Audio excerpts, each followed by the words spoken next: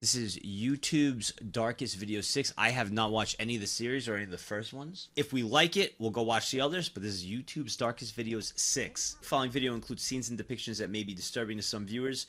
Viewer discretion is advised.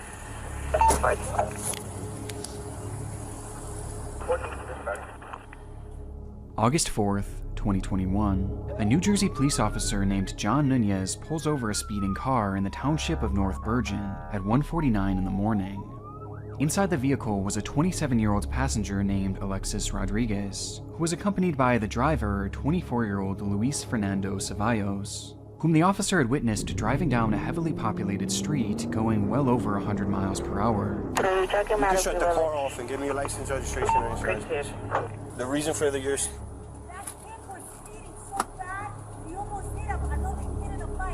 I know. That's why I stopped them. Yeah, that's why I'm stopping you for reckless driving, careless driving, speeding, and the light you ran, okay? You were doing at least 100 on Kennedy Boulevard.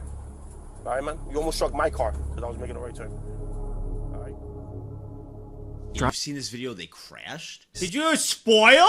Apparently almost striking the officer's car and several others as he sped through town, breaking numerous traffic laws. How to make the right turn? Lights turning yellow and woof. The next light on 66, red. Probably showing off for the girl. Despite this, Officer Nunez was sympathetic to the pair. Oh man, he's gonna leave him off with a warning. Alright, I never understood this too. You know, you got a really nice car, it's a really nice car. I don't get how speeding is showing off to a girl. I don't think I've ever, during my dating history, have met a girl where like speeding, where they're like, wow, you're so cool, that's so hot. If anything, they're just like, yo, what are you doing? Slow down. It's dangerous, and it puts them in danger, and it scares the shit out of them. They were young and they were even on their first date. And despite there being grounds for a harsh punishment in a case like this, he made the decision to issue only 3 tickets, assuming that this whole situation would be enough of a learning lesson for Luis to never make the same mistake again, telling him that, I'm sorry, we're on a first date, being here. That's fine, but Sorry.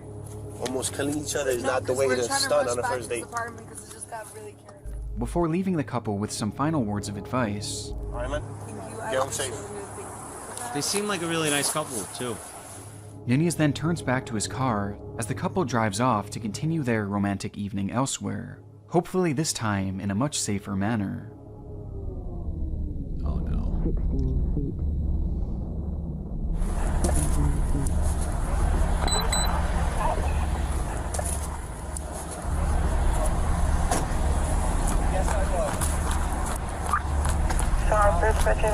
Yo, this is the same kid. No, bro. Oh my gosh.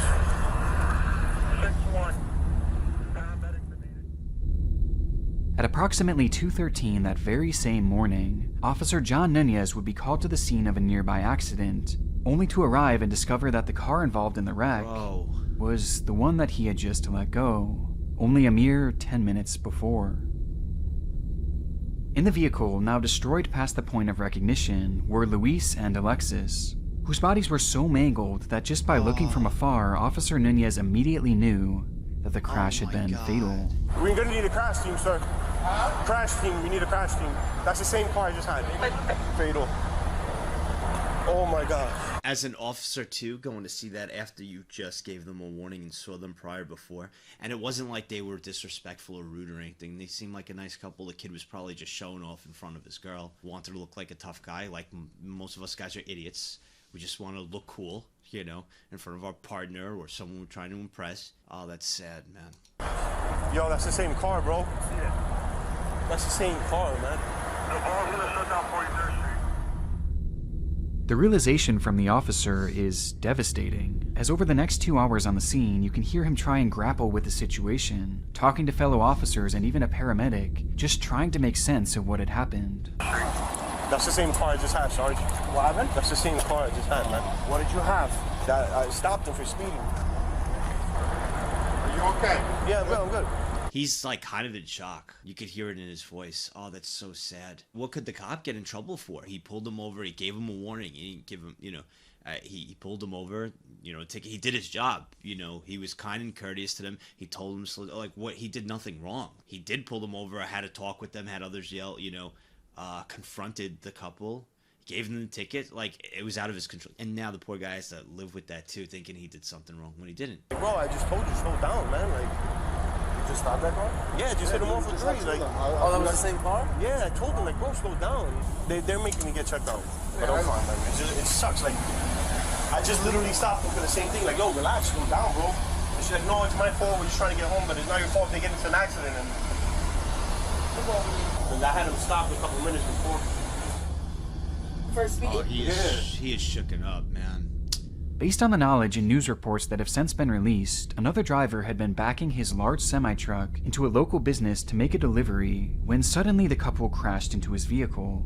And as it turns out, this was far from a freak accident, as despite the warnings from Nunez, it appears that Luis took his words not as a lesson to be learned, but as further fuel for his ego, believing that he could get away with anything on the road. As evident by the fact that just 5 seconds before the crash, it was determined that Luis had been traveling at 124 miles per hour, even faster than before he was pulled over. What is wrong, bro? The entire clip is genuinely heartbreaking, and in the end, this deadly catastrophe serves as an all-too-important reminder to drive safely on the road, as the video has since been shared all across the internet. Are you kidding, bro? Where it's since found a home here on the dark side. For you EU gang, and what that's translated to, 124 miles per hour is translated to ton. Slow down. Costumes from $1.83 to If the $3.99. valve was suddenly open and your arm was near,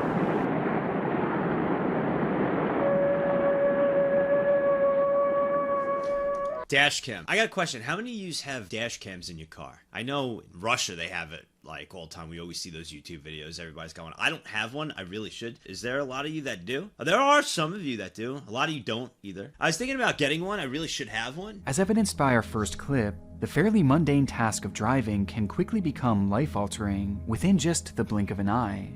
1 minute you're cruising along enjoying your ride, and the next you're encountering something straight out of a nightmare. It's really no wonder why dashcam videos have become so popular throughout the horror space, showcasing horrific accidents, robberies, and all sorts of other disturbing moments.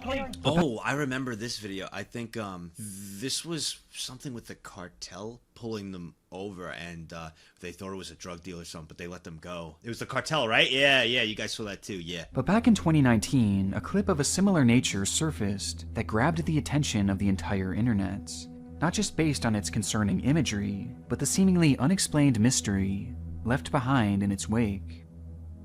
On the 30th of December 2019, a motorist was enjoying a drive on Highway 1 in San Francisco, California. The route took them high above the sea with an open cliff face showing the vast beauty of the ocean. It's one of the most visually stunning routes in the entire country, but on this particular day, for this particular driver, the beauty of the landscape would be shattered by a fleeting glimpse of something utterly terrifying. 911, what is the location of your emergency? That afternoon, police would receive a 911 call from the driver, stating that they had witnessed what they believed to be a car falling off the edge of the cliff face, which stood hundreds of feet above the water below. What? It happened in just a split second, almost too fast to fully comprehend, causing the driver to question whether what they saw was real or just a figment of their imagination. A question that would only be answered by the dashcam that just so happened to be rolling at the time of the incident. Really? We're gonna see it?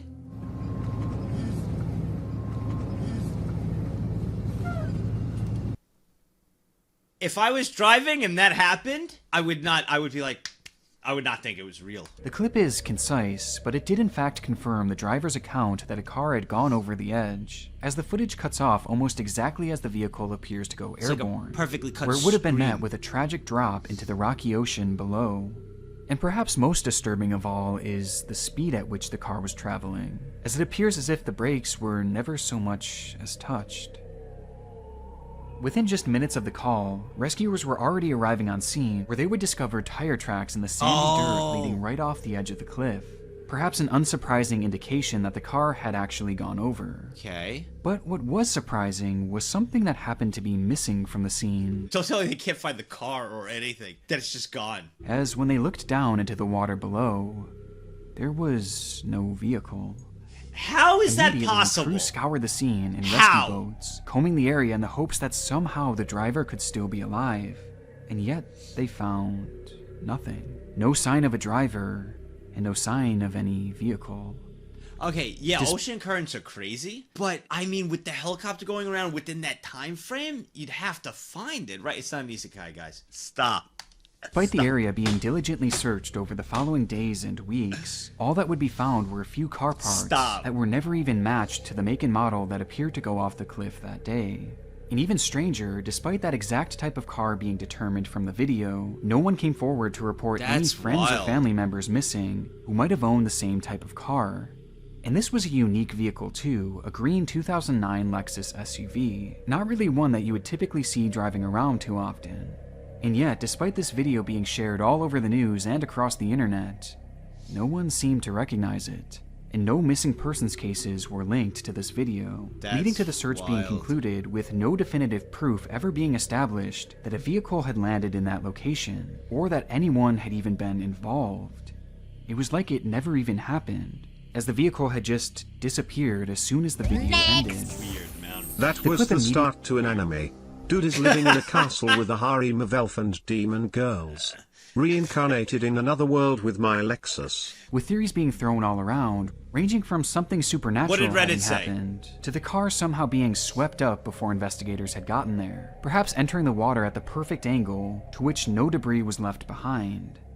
But maybe one of the most compelling theories at the time was the idea that the video itself wasn't even real. Yeah, I was gonna say, what if it was, I know it came from his dash cam and everything, what if it was doctored and he did this as a hoax? With experts even diving into this theory to see if they can find any proof that this was CGI, yet their investigation found no evidence that this was the case. Yeah, oh, that's true. They did find the tracks. I mean, tracks shouldn't be too hard, unless it was the exact, I wonder if it was the exact tracks to that same make and model. That is a hell of a hoax. You know what? Isekai. This video was only thing. all too real. That's it. That's the only thing that makes sense. Completely unexplainable, as the mystery would fall out of headlines and quickly be forgotten. Until the morning of April 29th, 2020. Did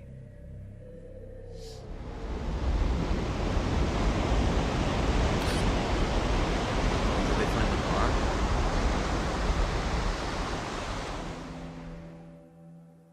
Almost exactly 5 months after this dashcam footage was taken, swimmers at the nearby Montera State Beach would stumble upon an object floating in the distance.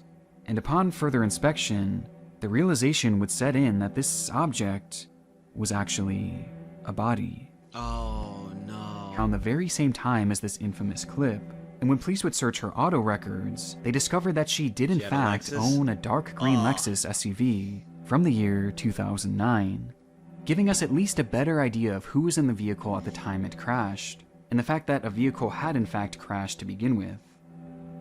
However, it's still unknown why Tracy was never connected to the case before her body was found, despite her fitting the profile perfectly. Plus, we still don't know why her car went off the cliff in the way it did. But given the fact that the brakes didn't seem to have been pressed, many seem to have settled on the idea that the crash was, unfortunately, intentional. But perhaps the strangest part of this all is... Oh, that's sad. Why are there no guardrails on that spot? Yeah. But if someone's really got the mindset to go through with something like this, guardrails aren't going to help anything. Our next case takes us to what would best be described as an environmental anomaly. As hidden within the outskirts of Mitsero, Cyprus, exists a body of water known simply as the Red Lake. As the name would suggest, this small secluded lake consists of red water that varies in shade throughout the year. In some instances it appears bright red, while in others it almost looks blood-like. This anomaly is caused by various blends of minerals found within the soil, as well as runoff from a nearby abandoned mine, which was once used to extract iron ore and gold back in the 50s. Not only did this cause the water to change its shade permanently, but it also turned it highly toxic, and swimming here is strictly prohibited due to the danger that the water poses. I wonder how many people swam in there, still, just for a TikTok. With some going as far as to even call it an acid lake. It's so sad that it's become to that. It's gotta be someone. There's so many stupid people. And as a matter of fact, the dark allure of this deadly lake seems to only drive curiosity, leading it to become a semi-popular location for extreme tourism. There you go. And those brave enough to journey out there have gifted us some truly stunning footage. Oh, man. That's really cool, but the people who go there like this with a drone over to Check it out. It's really neat. There's some cool Like shots. this video from YouTuber 2 Wheels 4 Rotors, which shows a stunning overview of this sick. deep red lake from the vantage point of a remote-controlled drone, providing us with a full view of the lake's beauty. But while most choose to view the water from afar, others prefer a closer look, as some have even been brave enough to make the venture down to the shores themselves, with the one video that stands out above the rest belonging to YouTuber Sarah Funk. You know, I said it would be a TikToker, but it's a YouTuber. To Cerro. It's about 20 kilometers from Nicosia. Most people don't even know it exists. We're gonna go check it out. In 2017, the well-known vlogger and her boyfriend traveled to Cyprus with the goal of making it to the water's edge, documenting the entire adventure and showcasing just how remote the area is, and how difficult it is to access, while giving their commentary on the frightening landscape. This is what like murder episodes are made out of, okay? Because it's always like, a young American couple went on vacation to Cyprus. They went to see a red lake where nobody went. And it's happening right now. Why? And like, it just never see us again. It smells It's so happening bad right in here. now. It's like so gross. It just like feels like death. You know what I mean? Eventually, their trek takes them all the way down to the shoreline, where Sarah stands dangerously close, taking a photo of the deep red water. But though both of these videos are interesting in their own unique ways, it would be a stretch to call them dark. And for years upon their release, they really weren't, as it wouldn't be until 2019 when it would be revealed just how disturbing these videos actually were. I don't know. I'm already. It's a little fishy already. YouTubers going down there. Now the footage is disturbing. Let it be known when something very coincidental, surprising happens. Usually not by. It's planned. When it's like, oh my god, I can't believe that happened. It's usually planned. In April of that year, Red Lake and its surrounding area were pummeled by relentless rainstorms, leaving much of the region flooded, including the nearby mineshaft. And within that mineshaft, a traveler would discover the decomposed remains of a woman, whose body had been flushed out by the rain, dislodging her corpse from a shallow grave she was placed in. And she wasn't the only one either, as after that discovery, the mine would be searched thoroughly, where yet another woman's body would be found. I guess it's not about the lake. With both women having passed away due to strangulation, indicating that perhaps this was the work of a serial killer. And so the entire area within and around the mine would be searched from top to bottom, looking for clues or even more bodies. Though it wouldn't be until investigators turned their attention to Red Lake that they would uncover the true extent of the killer's work. What? Police in Cyprus investigating a suspected serial killer have uncovered another body close to an abandoned mine where the bodies of 2 other women have already been found. An officer in the Cypriot army has confessed to killing 5 women. Oh my god. 3 of which belonging to adult women that too had been strangled to death, just like the previous 2 found in the mineshaft. Although disturbingly, the final 2 victims were merely children who belonged to 2 separate of the victims. The case was shocking and took Cyprus by storm, as a suspect would quickly come to the forefront and eventually confess to the killing of all 7 victims, admitting that he had buried their bodies in the mineshaft or dumped them within the lake. Terrible.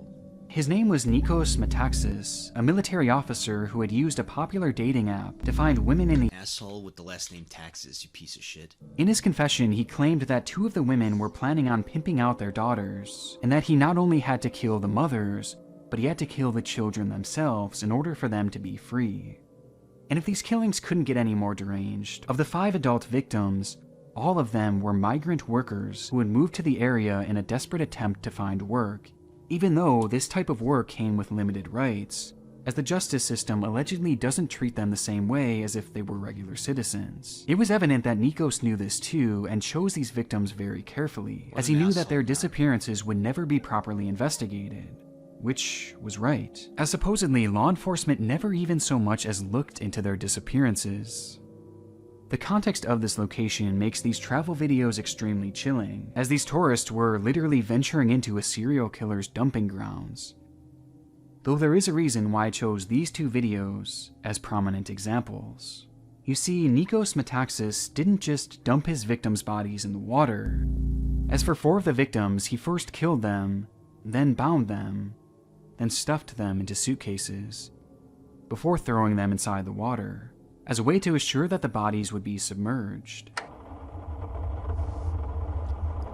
I'll never understand how much of a sick individual you have to be. Not condoning this, but I don't get it. A road rage incident, right? You get into a fight with someone, throw hands, and maybe things escalate in a fit of rage, and someone dies, right? That I could have an understanding to. Not that I would do it. You should really, restrain. But I could wrap my head around it. I could never wrap my head around someone purposely going out on a random killing spree, randomly killing people, and doing something so range as like putting them in a suitcase and dumping them in a river, to have that all pre-planned in the head, and to do something. I could wrap my head around, in the moment of rage or a fight, something escalates and it just happens, right?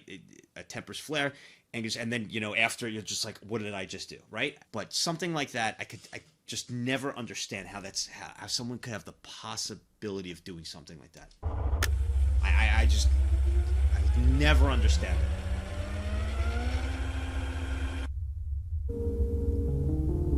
It's sick. Though years later, one just so happened to wash up to shore, where we can see it from a distance in two wheels in the drone Rotor's video, as his drone flies directly over top of it. Oh my god, in the other video with the girl, are they gonna show...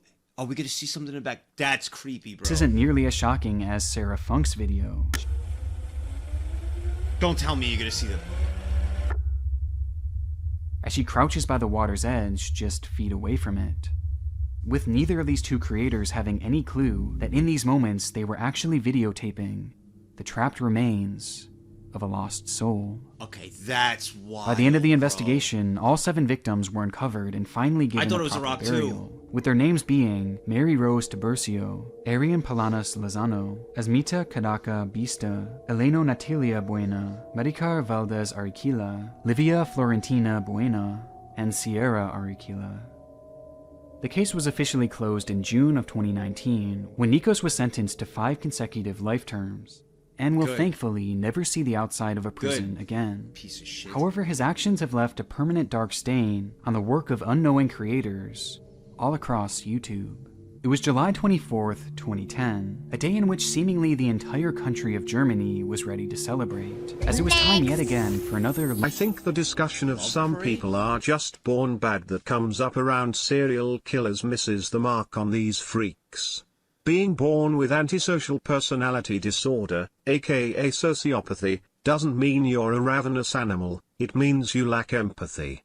These people still make the conscious active choice to commit murder because they want to. Regardless of all that, it's still the act, knowing right from wrong. Lord, what is this? The Love Parade. No, don't spoil it, but is it like a thing you know of? A convention, okay. So it's just like a convention group. All right, it's a Dance Around the World festival. That's all I want to know. I don't want to know the spoil part. I just want to know. All right, so it's like a convention, okay. This music festival had run off and on dating all the way back to 1989, where it's hosted some of the most popular musical acts in all of the world, as well as millions and millions of people. And it had grown to be so popular that during the event in 2008, an unbelievable 1.69 million people had been in attendance for what was essentially one of the largest parties on the entire planet. And the 2010 festival was set to be no different, with event organizers expecting a turnout of millions and millions of people. This amount of people coming together for any event is always going to be a logistical and public safety nightmare. I could never imagine. I don't know how I did it when I was younger. I used to go to the Warped Tour and be in the middle of a crowd like this and mosh pit and everything. I don't know how I did it. I look at this and I'm like, no shot. It's just scary to look at. Though despite event organizers and officials from the city it was being hosted in expressing their concerns over the size of the venue and its ability to fit so many people, the event was greenlit anyway, and it was determined that should anything go awry... Oh! There's Lord! I see you right there, bro! Don't lie! There were proper channels for guests to evacuate in a quick and safe manner. And so, on that July morning, thousands began lining up to experience this one-of-a-kind music festival. To control the crowd flow, the venue offered 2 large entry points that would lead the incoming crowd through a large tunnel which converged into a single main ramp. This ramp would then take the festival goers directly to and from the venue itself, where the party was already getting started. And to help with crowd strain, an additional smaller exit ramp was set up to help manage the high volume of people. And based on the footage found here on YouTube, it seems that at the beginning, people had been flowing in and out of the area with little to no issues, with most enjoying the moment knowing that they were part of history. Though very quickly, a problem would arise. As many after just a people. few hours, the venue itself was supposedly filled to capacity. As a result, law enforcement set up a corridor blocking each of the entrances, as well as a third located on the ramp leading into the venue, in an attempt to stop the crowd from entering the festival. Though this didn't stop the crowd from growing outside the main entrances, as after just minutes, hundreds of thousands of people had gathered, outside. each of whom were desperately trying to get in, pushing their way towards the first and second police corridors.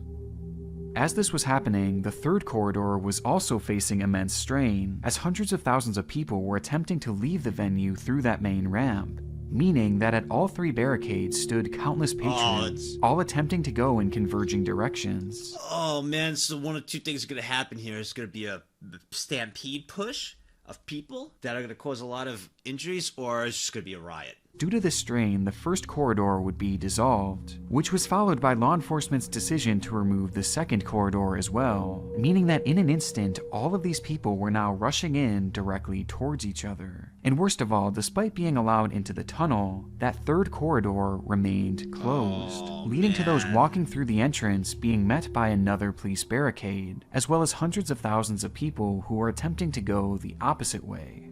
It was the perfect storm. And now, each of these massive crowds were colliding, with everyone trying to force their way through in their own directions, within this hopeless mass of humanity.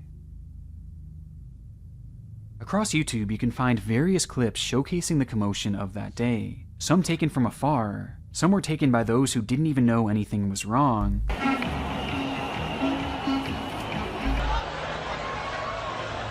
and some taken by those who were trapped in the crowd themselves. Oh, that's terrible. And with the crowd pushing now from all directions, there was just no stopping the force. A friend of mine was there as a helper of the Red Cross. Till today he doesn't want to talk about this. Damn. One of the worst things you could do, or like be around, is panicked people. Panicked people do not care. I always think it's like, I know you have to do it for things like, you know, for an airplane or for things that safety guidelines. If there's an emergency, like on a cruise ship, there's an emergency, go to your station. You'll go into your, you know, boat, and then you'll go out there and, you know, form an orderly line. When it comes to that, no one is going to do that. It just takes the first like 10 people that are panicking that are going to make another 10 people panic, that everybody's going to panic, to the people that are actually going to be coherent and want to follow orders to be like, well, what's the point of following orders? Because now everybody's panicking. Now it's a fight for your life. I don't think I've ever, at least documented wise or learned of, a tragedy that's happened where everybody perfectly followed orders in a calm, coherent manner to do the exact safety and emergency drill to exit or whatever the case may be. I don't think I've ever heard of that. Usually results in just a panic and it's a free-for-all for everybody. Every time. That's why it should just be common practice to make events like these in a wide open area, kind of like what they do with the Burning Man festival, so that way they don't have to worry about incidents like these. That's pretty, bro, this is pretty wide open to me. And you're talking about, you know, 1.6 million people. You're talking about millions of people. Even a field with that many people is still gonna do it. The visuals from that day are horrific, with some attempting to climb over the walls, while others had their lifeless bodies lifted above the crowd in a desperate attempt to get them medical attention. But it was helpless, with the terror also being captured by survivors who would give accounts of what they experienced within that massive crush of people. I saw one girl they were trying to resuscitate and she had broken legs. Her boyfriend was near her, but there was nothing he could do. They put a cover over her head in the end. This is the first time I had ever seen people die. Anime Expo very soon, I'm calling it. No, stop. Although I did see like the pictures of Anime Expo, it just, to me, it just looked too packed. Were they trying to leave because it was over, or was there an emergency? How it starts usually is, you know, people will, you had the choke points because there were too many people, so police were trying to kind of just like slow things down. And because of that influx of people on the outside, people push through to go in, just, it causes a cluster. People do this. So it's not really anyone's kind of fault, it's just The problem? Too many people. BTW, just to make sure, the numbers that are mentioned in this video are false. The hosts announced inflated numbers to get more hype and better marketing. The actual numbers were around 485k, which is still a lot though. Okay, that makes sense. But still, that's a lot of people. Directions in a disturbingly unnatural manner, almost like waves in an ocean. I mean, put that in perspective. I think it's like your average baseball game or like a football game. You got like 30 to 50,000 people in the stadium, and that's loud, right? I'm talking about American football here. Like, I'm just for our, like, one of our stadiums, 30, 50,000 people. That's a lot of people, right? That's like 10 stadiums, bro. And you already see how congested it is outside when the stadium leaves. Of all the people going to the parking lot, just imagine 10 stadiums. That's crazy. 652 people were left injured, with 21 sadly passing away, many of whom had died right there within the sea of people. In a following investigation, claims were made bashing the police on the scene for their response to the disaster, while the then mayor of Duisburg, the city where the event was held, named Adolf Saucerland, received heavy criticism and even death threats for greenlighting the event, with Adolf later going on to be impeached from office and lose his position entirely. Wow. And of course, the event organizers themselves faced extreme backlash, especially once it was revealed that the venue wasn't even filled at the time, and could have easily fit hundreds of thousands more inside, making the third barrier which ultimately caused this entire human crush completely unnecessary. Though in the end, no one took responsibility for the tragedy, and no parties were formally convicted of any crimes. For That's as so aggressive cool. as the actual music is, shit like this is why modern death metal concerts have actually banned many classic crowd maneuvers such as the Wall of Death, where two groups of mashers run I know into the each Wall of other Death from is. across the floor. Today's metal concerts are ironically some of the safest shows you can go to in the music industry because of it and metal's general cultural status as the place for outcasts who don't fit in other places. I want one that's not too graphic, but this is the Wall of Death. Kind of similar like this. This isn't too bad. Let's go, baby! This is the Wall of Death. The crowd's kind of like on each side, and then they meet in the middle. This is like a tamed down one. There's somewhere it'll be like really split, and then they'll actually collide. It looks like kind of like a war. And one that was really big with this was Linkin Park. They would encourage you to mosh pit, you know, to have fun and everything. But they would, if they saw anybody go down, and I always respected this so much, whenever someone would go down, and a lot of artists do this, someone would go down, they'd actually stop the music. They'd be like, yo, stop. And they'd point out, and they'd be like, hey, make sure that person, you know, like, be like, get them up right now. You know, are you all right? And they tell each other to respect each other. You know, if you see someone go down, help pick them up, you know, and they'd even cut the music, you know, if they saw things getting out of control. So I always respected that. I was at a gig the other day. Someone went down with a serious injury. The pitters stopped to get the band's attention. The band stopped playing until security helped the guy away. Then the chaos resumed. Yeah, I always respect that from artists that do that. I mean, I don't get moshing, but I'd be a hypocrite because I crowd surfed before, I've mosh pit, I've been in the middle of it all. I look at it now, I'm like, what is wrong with people? One thing I never understood though, in these mosh pits, you'll always get this guy. The guy that goes in, this is what I hate. He's usually fans built, all right? Nothing but a fan. So he weighs about like 90 pounds, all right? Super skinny. The guy who just goes like this and he's just kicking. And this is how he looks. He goes like this. I'll never understand that. And it makes me I just want to deck him. I have to hold back to like knock him out because I don't know what the fuck he's doing. Drives me crazy. I actually want to hit him, so I have to restrain from like knocking him out. But like you go in there and like I just want to, you know, bump on each person and mosh. I don't know. I hate that. It was the start of a typical day for Kazim Ali as he dives into the waters off the coast of Trinidad and Tobago, proceeding to swim towards a large structure looming in the murky sea. Kazim was working the unique and highly specialized job of being an underwater welder, tasked with making repairs to a multitude of submerged structures. That is such a cool and scary job, an underwater welder, bro. Yeah, job I wouldn't want to do either. The area in which Kazim and the 4 other divers would be focusing their work on that day was known as Berth 6, which was capped by a hyperbaric chamber, or an airtight enclosure that would allow them to breathe and properly use their welding equipment, despite technically being underwater.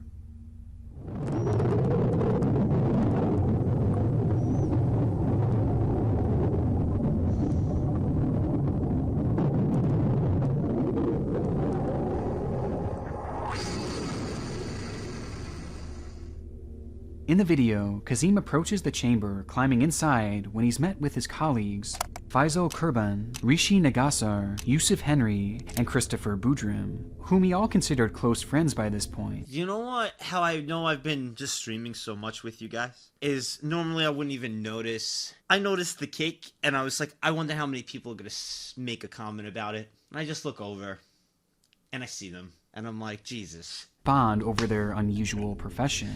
It's like... Once inside, the crew would remove their scuba gear, as they were now able to breathe the fresh air from the chamber, before going on to start their work on the pipe. The plan initially was to remove an inflatable plug from inside the old tube that was placed there to prevent the oil from the pipe from being contaminated by the surrounding water. With that process being briefly shown in the footage,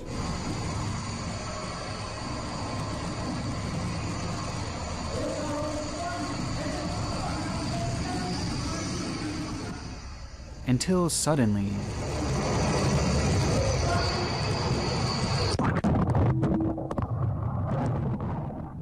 the footage goes dark.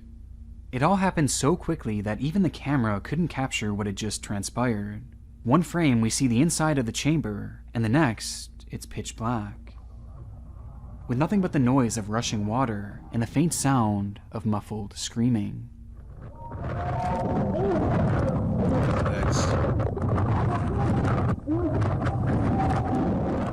Until finally we hear a voice, revealing in part the extent of the situation that had just unfolded.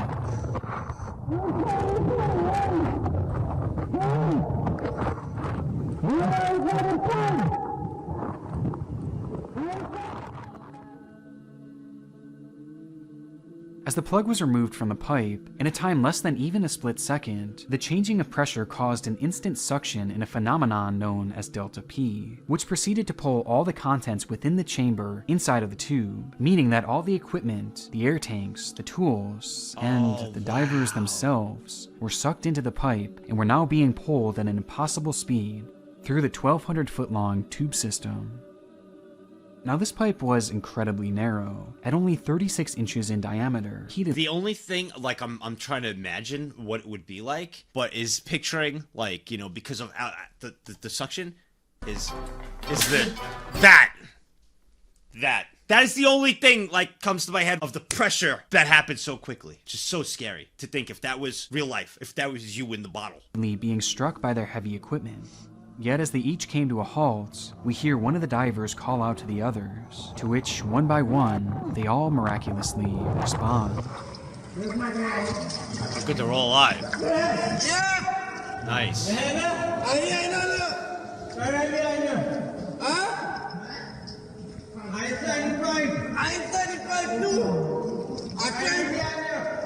tried to come up.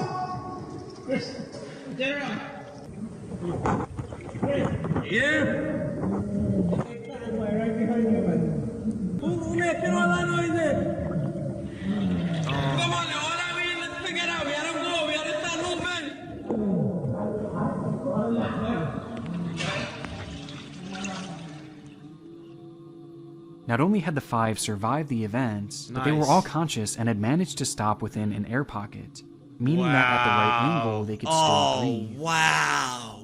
They had somehow survived the nightmare. Oh my God, but they had just found themselves in a brand new one. Oh, thank God.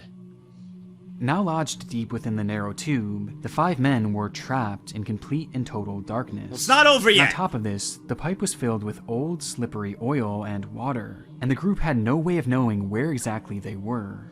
Making the situation even more disturbing, all of the divers were badly beaten up by the debris, with some in significantly worse shape than the others, which became evident as the men try and take stock of the situation. God, everything alright with you? No. Any items break? Your leg, alright. Five, anything happened to you? Yusuf, anything happened to you? Yeah, boy. What happened? Oh. And this is where the footage would come to an end. Though for the divers, their ordeal was only just beginning.